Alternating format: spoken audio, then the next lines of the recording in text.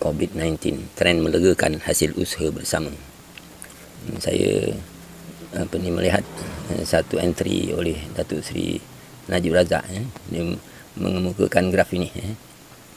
Jadi kalau kita tengok kepada trend graf, dari graf ni kita nampak trend kita dari segi jumlah kes baru pada hari ke-15, pada hari ke-15 malam lah, satu hari bulan April ni kan, peningkatan kes baru hanya 142. Sebelum daripada itu 140. Sebelum dari itu 156, 150, 159, 130. Ni aja ni tinggi 235 ni pada 26 hari bulan hari itu. Sebelum tu cuma 106 je peningkatan baru.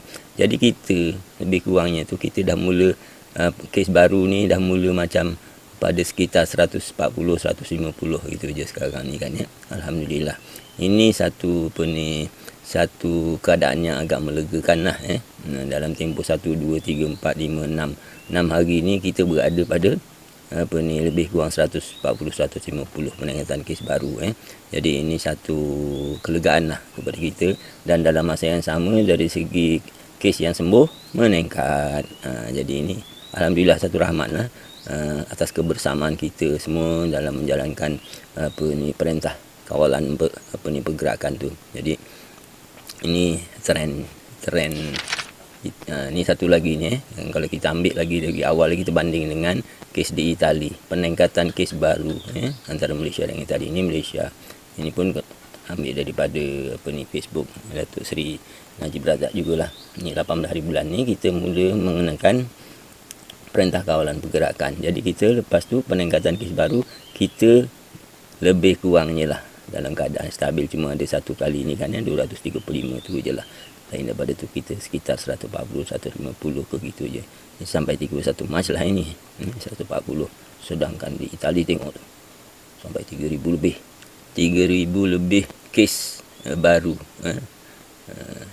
dalam sehari. Bayangkan kita setakat 140. Alhamdulillah. Jadi ini trend yang sering untuk kita nak melihat keadaan kita ini. Kita banding dengan Itali, kita pada peningkatan secara linear terus sampaikan data semalam 1 hari bulan 4 kita masih lagi berada pada peningkatan secara linear. Kita belum pernah lah kita tak lari daripada trend ini. Jadinya ini juga alhamdulillah lah, kalau kita tengok ni Itali ni, tengok ni exponential dia naik. Lepas tu kita banding lagi dengan di Spain, dengan di US ni. Ni Itali ni adalah yang biru ni. Kalau kat sini bandingannya, tengok di Spain dengan US meningkatnya mendadak macam ni exponential semua. Alhamdulillah kita tidak seperti itu. Kita berjaya dengan usaha tekanan oleh pihak pemerintah, kita dapat mengekalkan ini, dan mudah-mudahan nanti di flatten lah. Kita sangat berharap lah mudah-mudahan dan seolah-olahnya tadi kita nampak peningkatan pun dah agak 140, 142 macam tu kan. Jadi alhamdulillah lah. Dan ini pada graf bandingan dengan negara-negara lain kita yang diplotkan, dilukiskan pada hari days since 100 days, 100 total confirm case. Maknanya kalau katakan kita sampai aja kes yang 100, maka itu hari pertama dikira lah kan. Bila itu tak samalah setiap negara kan.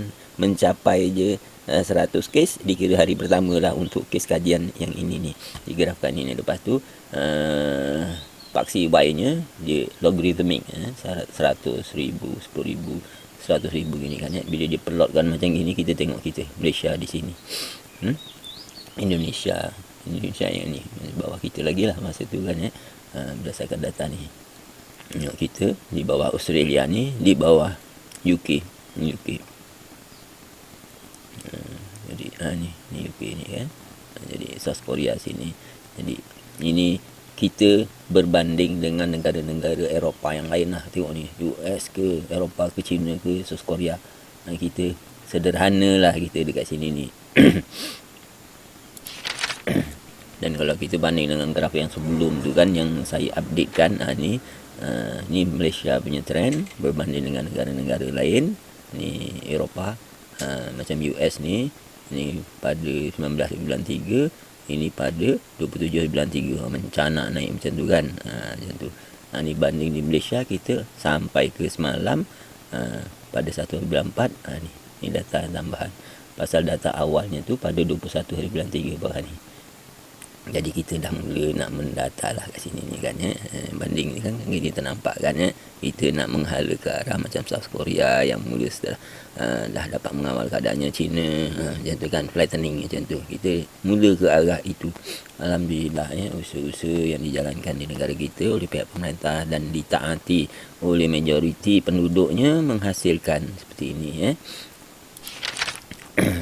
yang ini maklumat tambahan yang saya baru dapat je. Ni macam mana kesan COVID-19 ni Kesan COVID-19 ni kalau kita ambil di Itali lah contohnya kan bagi umur yang masuk yang terkena virus ni kan umur 80 tahun ke atas 20% daripada ni berapa ni 20.2 kan 20% daripada yang masuk tu meninggal dunia. Ini case fatality rate by age. Kalau yang 70 hingga 79 tu berapa tu? 12% meninggal dunia. Kalau umur 70 hingga 79 tu masuk kena virus ni positif, maknanya 12% daripadanya meninggal dunia. Macam itulah Kalau 60 hingga 69 3.5%. Jadi nampak tak? Pada umur sekian sama je. Untuk China cuma peratusannya lain China 14%. Kalau umur 80 lebih. Kalau Sepanyol 15% untuk umur 80 lebih. Jadinya. Jadi maknanya tu kesan besar daripada coronavirus ni kan pada umur 60 ke atas. Kalau nak dikirakan itu 70% ke atas lah yang baru nampak tinggi macam ini ni kan. Yang di Itali kan. Macam 60 lebih ni pun 3%. Jadi untuk yang muda kan bawah daripada 50 ni sikit sangatlah tak sampai 1%. Jadi maknanya sini immune system dia masih kuat lagi. Ni lah.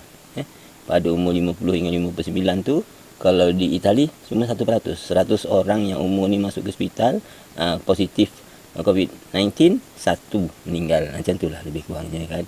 Maksudnya tu. Jadi itulah. Sebab itu kalau boleh yang tua-tua tu cubalah mengawal diri. Jangan terlalu betul-betul mentaatilah perintah kawalan pergerakan ini. Kesannya. Jadi itulah patuhilah perintah kawalan pergerakan agar kita dapat menghentikan merebaknya virus corona ini.